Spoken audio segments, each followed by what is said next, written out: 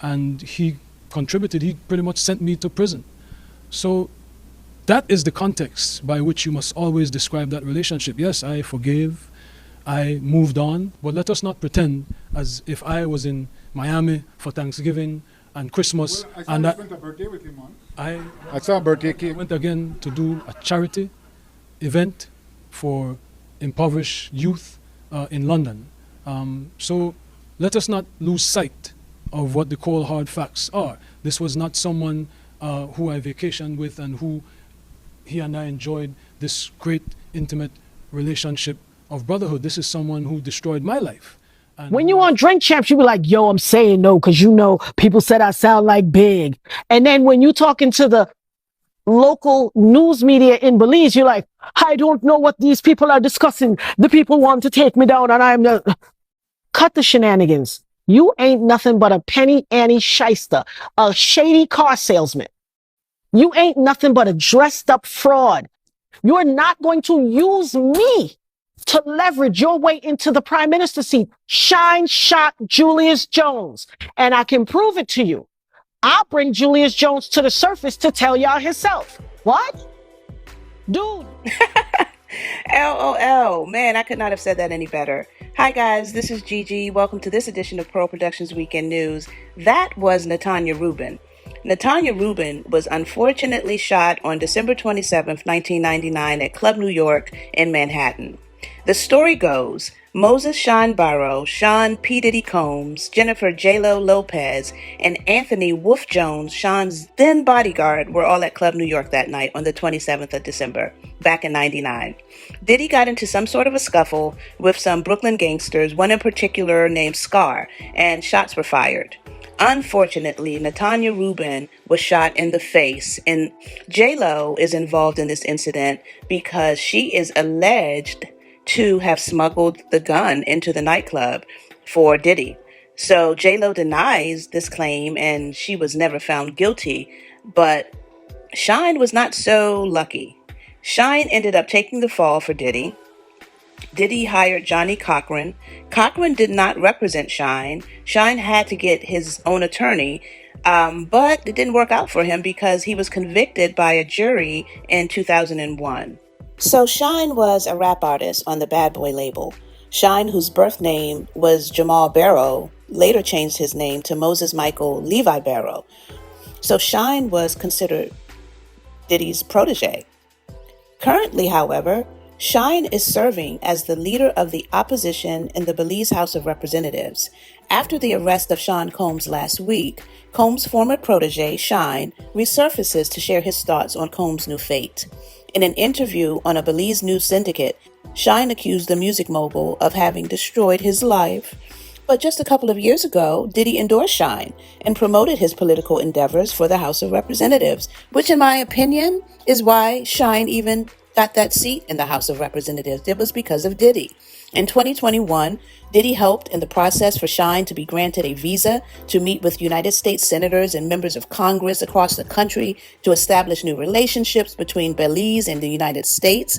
Shyne was even allowed re-entry into the country because of Diddy's help to continue his, quote, diplomatic business, end quote.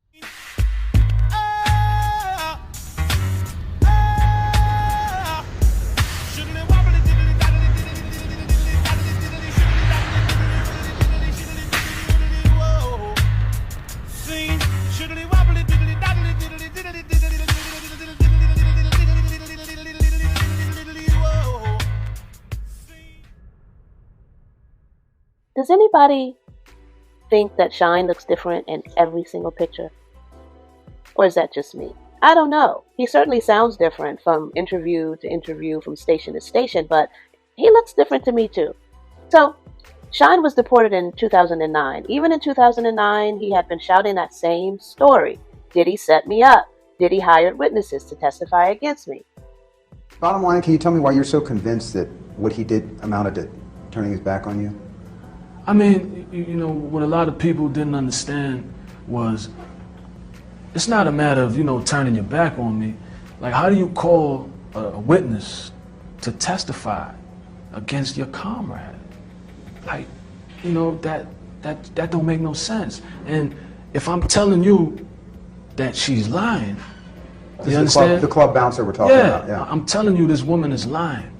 You understand? And you saying, hey, you know, well, she helping me.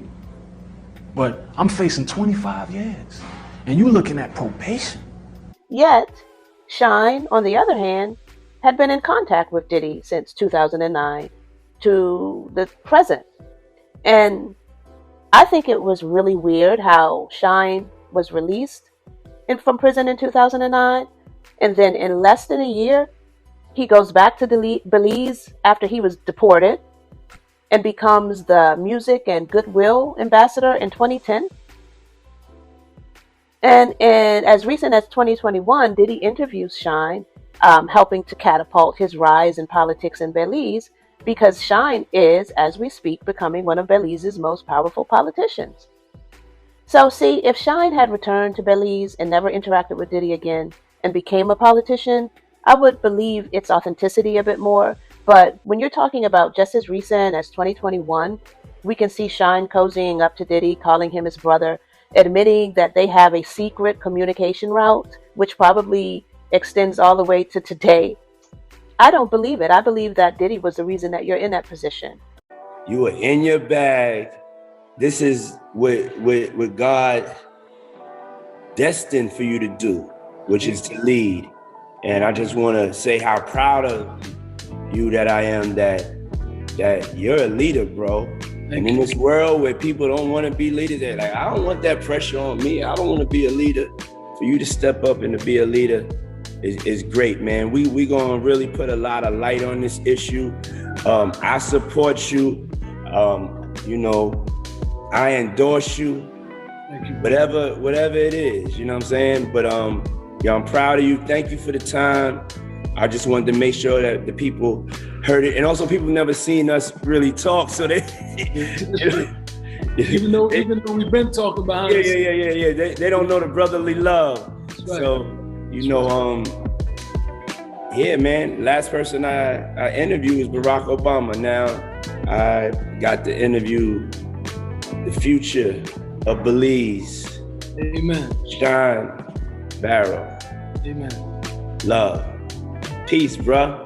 Thank you, my brother. Love you. Certainly, my evolution and transformation is supposed to be used as inspiration for anyone. Now, I am the leader of the House of Representatives in Belize. Come on, man.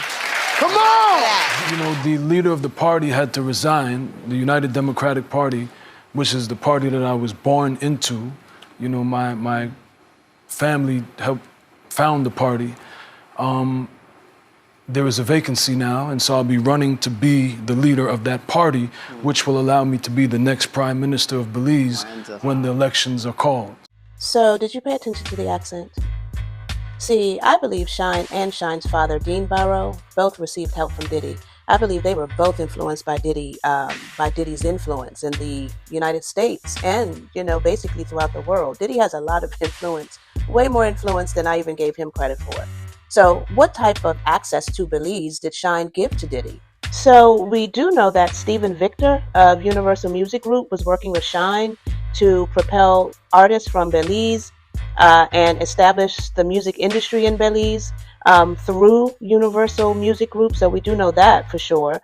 And so that there was a lot of movement going on between Diddy and Shyne and the Belizean government.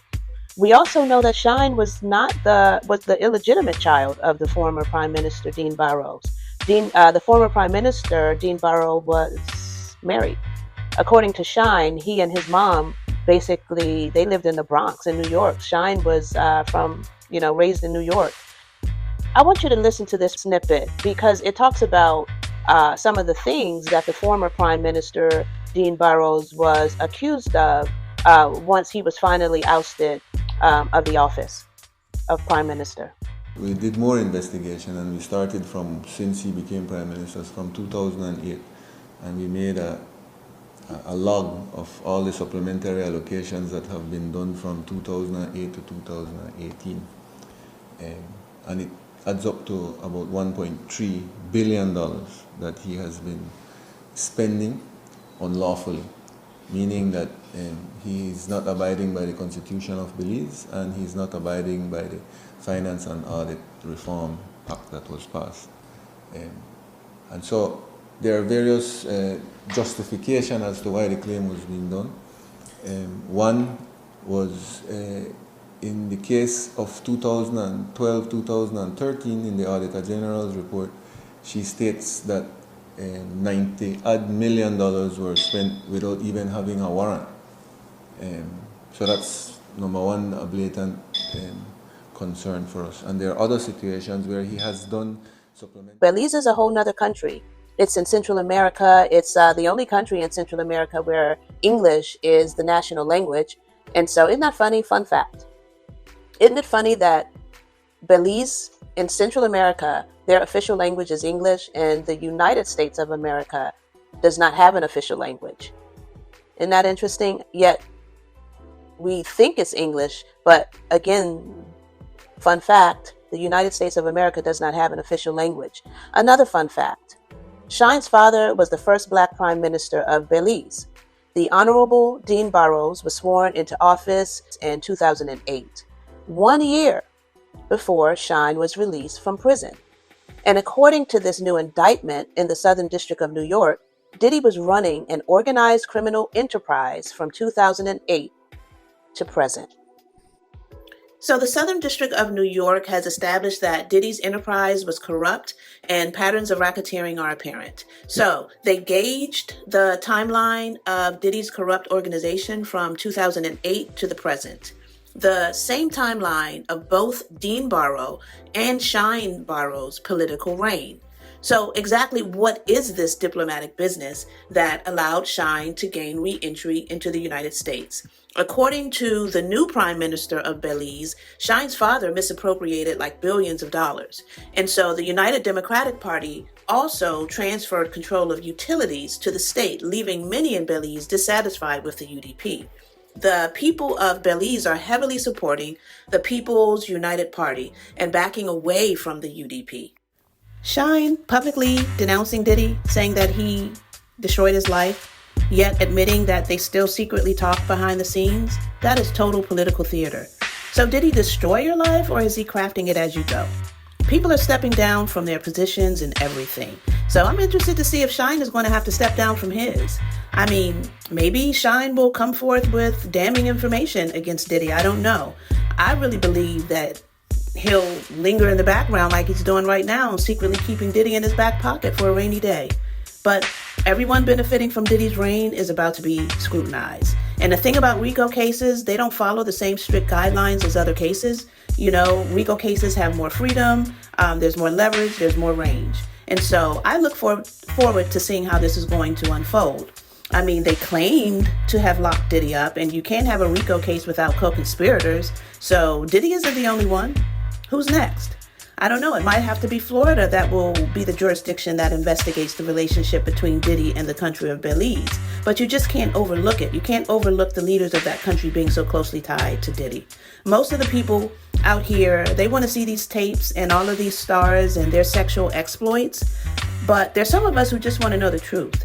And it should be an interesting week ahead. I think there's going to be a lot that comes out in this case in this upcoming week. So looking forward to that. Until then, don't forget to like the video, subscribe for more, and share the video where you will. This is Gigi. Peace.